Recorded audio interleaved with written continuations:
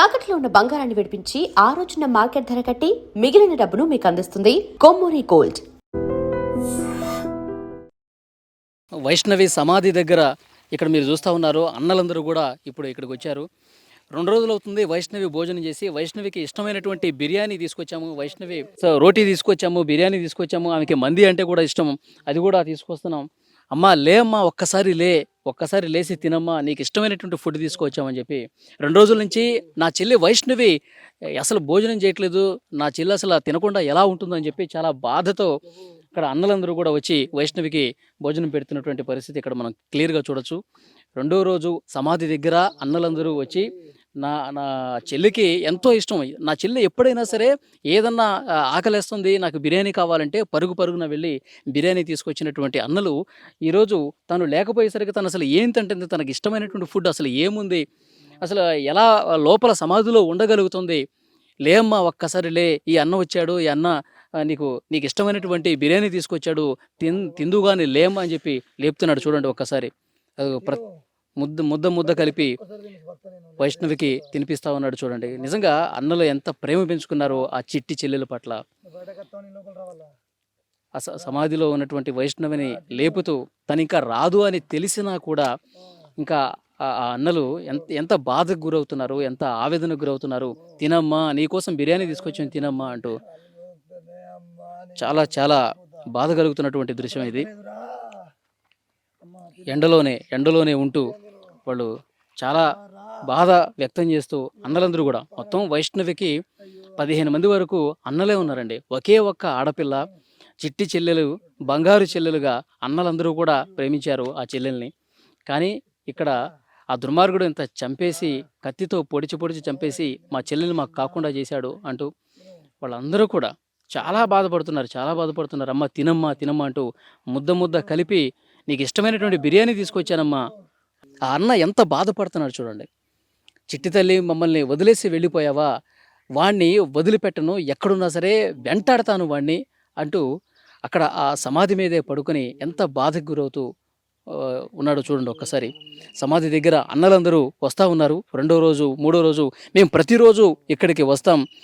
ఇంత ఎండ కొడుతుంది, ఈ ఎండలో కూడా లోపల నా చిట్టి తల్లి ఎండకు అసలు ఏ విధంగా తట్టుకుంటుంది అని ఆ అన్న మాట్లాడుతుంటే నిజంగా కళ్ళెంబట నీళ్ళు వస్తున్నాయి. ఒక పరదా లాంటిది, ఒక దుప్పట్ లాంటిది తీసుకొచ్చి దీని మీద కప్పాలి, ఇంత ఎండ కొడుతుంది, లోపల నా చిట్టి తల్లికి ఎంత వేడి ఉంటుంది అని చెప్పి చాలా బాధతో అతను మాట్లాడుతున్నటువంటి పరిస్థితుంది. కానీ వైష్ణవిని నమ్మించి మోసం చేసి ప్రేమగా చూసుకుంటానని చెప్పి అర్ధరాత్రి దాటిన తర్వాత కత్తితో పొడిచి చంపేంతటువంటి పరిస్థితి వచ్చిందంటే వాడు ఎలాంటి నరరూప రాక్షసుడు, వాడిని చాలా అంటే చాలా కఠినంగా శిక్షించాలి. పోలీసులు ఏం చేస్తారో మాకు తెలియదు, మాకు అసలు న్యాయం జరుగుతుందా అన్న భయం కూడా వాళ్ళు వ్యక్తం చేస్తున్నటువంటి పరిస్థితి చూడండి.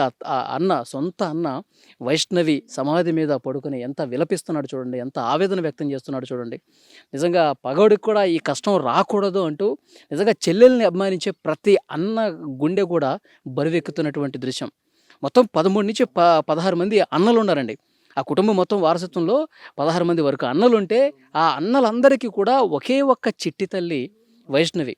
యూట్యూబ్లో వీడియోలు చేస్తూ, ఇన్స్టాలో వీడియోలు చేస్తూ, చిన్న వీడియోలు చేస్తూ మొత్తం ఇక్కడ ఉన్న వాళ్ళందరికీ కూడా సుపరిచితురాలు. అసలు మా ఇంట్లో కూడా ఇలాంటి ఆడపిల్ల ఉంటే బాగుంటుంది కదా, ఇంత చలాకీగా ఇంత యాక్టివ్గా ఉండే ఆడపిల్ల మా ఇంట్లో కూడా ఉంటే బాగుంటుంది కదా అని చెప్పి ప్రతి ఒక్కరు కూడా ఈ ఊళ్ళో వాళ్ళు అనుకుంటూ ఉంటారు. ఎందుకంటే ఈ ఊళ్ళో వైష్ణవి అందరికీ సుపరిచితమే, ప్రతి గల్లీలో వాళ్ళు కూడా. ఎందుకంటే యూట్యూబ్ వీడియోలు చేస్తూ చాలా సరదాగా నవ్విస్తూ ప్రతి ఒక్క చిన్న విషయం కూడా యూట్యూబ్లో పెడుతుంది. కాబట్టి ఇక్కడ ఈ ఊళ్ళో ఉన్న వాళ్ళందరికీ కూడా తెలుసు.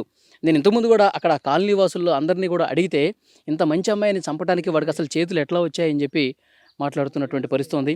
ఇక్కడ సమాధి దగ్గర పరిస్థితి చూడండి. ఇంత ఎండ ఉన్నటువంటి సందర్భంలో సమాధి ఎక్కడా అని చెప్పి నేను తెలుసుకుందామని చెప్పి అసలు వైష్ణవిని ఎక్కడ సమాధి చేశారని చెప్పి చూద్దామని వస్తే ఇక్కడ వాళ్ళ అన్న బాధపడుతూ ఏ విధంగా పడుకుండిపోయాడో చూడండి. 2వ రోజు సమాధి అయిన తర్వాత 2వ రోజు సొంత అన్న ఎట్లా విలపిస్తున్నాడు చూడండి. అంటే ఆ చెల్లి పట్ల అతనికి ఎంత ప్రేమ ఉంది, ఆ చెల్లి లేకపోతే అసలు నాకు జీవితం లేదు, ఆ చెల్లె నాకు సర్వస్వం అన్నంతగా అతను వేరే అతను ప్రేమించి పెళ్లి చేసుకునేటప్పుడు కూడా అసలు ఫస్ట్ ఒప్పుకోలే.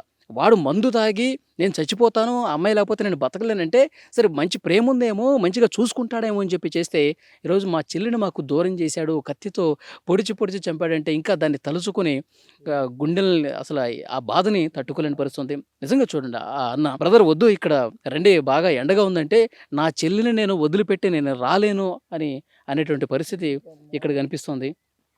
నిజంగా ఇక్కడ ఫుడ్ కూడా తెప్పిస్తున్నారంట. ఇక్కడ ఫుడ్ తీసుకొచ్చి ఇక్కడ పెడతాము. మా చెల్లి 2 రోజులు అవుతుంది భోజనం చేసి. మా చెల్లికి భోజనం పెట్టాలి అని చెప్పి ఇంటి దగ్గర నుంచి కూడా అన్నం తీసుకురమ్మని చెప్పి ఇతను ఫోన్ చేశాడు. ఆ సమాధి మీద పడుకుండిపోయి ఎంత ఎంత విలపిస్తున్నాడు చూడండి. నిజంగా గుండెలో ద్రవింపజేసేటువంటి ఘటన ఇది. ప్రతి ఒక్కరూ కూడా కన్నీళ్లు పెట్టుకునే ఘటన. అన్న చెల్లెల తాలూకు ఎంత ప్రేమ చూపిస్తున్నాడో ఈ దృశ్యం చూస్తే మనకు అర్థమవుతుంది. కరెక్ట్ కాదు. ఆ సమాధి దగ్గర మీరు చాలా బాధపడతా ఉన్నారు. చెల్లెల్ని తలుచుకుంటూ ఇన్ని సంవత్సరాల పాటు మీరు ఎంత ప్రేమగా మీ చెల్లెల్ని చూసుకున్నారో అర్థమవుతుంది. నా చెల్లె కోసం నా పానం ఇస్తుంటే అన్న, నా చెల్లెని అన్ని స్పిరిట్లో పోయిందన్న. నేను చచ్చిపోమని చచ్చిపోతుంటే అన్న, నా తల్లి చచ్చిపోతే నేను ఎట్లా బతకాలా అన్న, నా పానం పోతుంది, నా బండి అసలు నా బాడీ పని కానీ ఇప్పుడు అన్నగా నీకు ఇంత ప్రేమ ఉంది. అసలు ఈయన 8 నెలల నుంచి గొడవలు జరుగుతున్నాయి కదా. అప్పుడు ఏం చెప్పలేదా మీ చెల్లెడు వైష్ణవి మీతో ఏం చెప్పలేదా? ఏం గొడవలు లేవని తప్ప నాకు ఏ రోజు కూడా గొడవ ఉందని చెప్పలే. నేను ఎందుకంటే నా ఫ్యామిలీకి ఇంత జరుగుతుందంటే నేను ఇంత చేస్తాను. నా ఫ్యామిలీకి వాళ్ళన్నా ఇంతంత మాట అన్నారంటే వాళ్ళని ఏం చేయనికైనా రెడీ ఉంటాన్నా. ఎందుకంటే అప్పుడు కూడా ఆలోచిస్తాన్నా, ఎందుకంటే కొడతా తిడతా తప్ప సంప, ఎందుకంటే వాళ్ళది కూడా ఒక ప్రాణం అని. ఇప్పుడు నా తల్లి ప్రాణం మీద నీ ఎవరో చూసుకొని బతకాలన్నా. నీ ఎందుకు బతకాల? నాకు పిల్ల ముందు 2 పిల్లలు ఉన్నారు, వాళ్ళకంటే ఎక్కువ అన్న నా చెల్లె.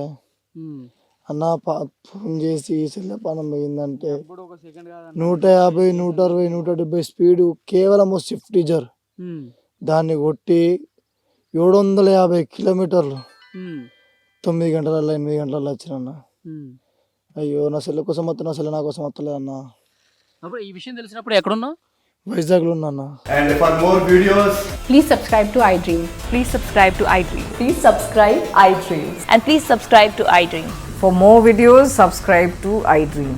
please like, share and subscribe to the channel. Congratulations, iDream. Subscribe to iDream. Subscribe to iDream. So subscribe to iDream Media. iDream ki iDream team andarki huge congratulations. Please subscribe iDream Media. Please subscribe to iDream. Subscribe iDream. Please subscribe to iDream.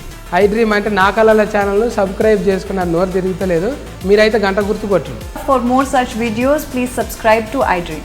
Subscribe to iDream. Please subscribe to iDream. Please subscribe iDream Media. Please do subscribe to iDream. Please subscribe to iDream Media. For best entertainment and information, please subscribe iDream. And don't forget to subscribe to iDream.